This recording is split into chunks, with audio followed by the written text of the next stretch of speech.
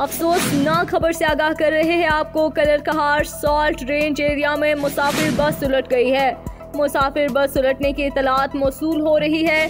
Colour कहार से इस वक्त सॉल्ट रेंज एरिया में अफसोसनाक वाकया पेश आया है, जिसमें 2 अफराद जाँ बहक हो गए हैं।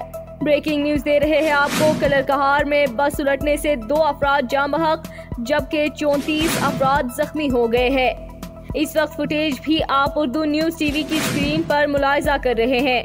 हादसे की जगह पर इमरजेंसी सर्विसेज की गाड़ियां पहुंच गई है और इमदादी कार्रवाइयों का आगाज कर दिया गया है। ऑपरेशन कमांडर ने बताया कि इस्लामाबाद से लाहौर की जानिब आने वाली डायो बस ब्रेक फेल के बायस रोड की दूसरी जानिब से आने वाली कार से जा टकराई और दोनों गाड़ियां उलट गई। नाज़रीन, इंतहाई अफसोसनाक वाकया पेश आया है, जिसमें 3 अफराद जाँ बहक और 34 अफराद जख्मी हो गए हैं। रेस्क्यू की जानिब से इमदादी कार्रवाइयाँ जारी हैं।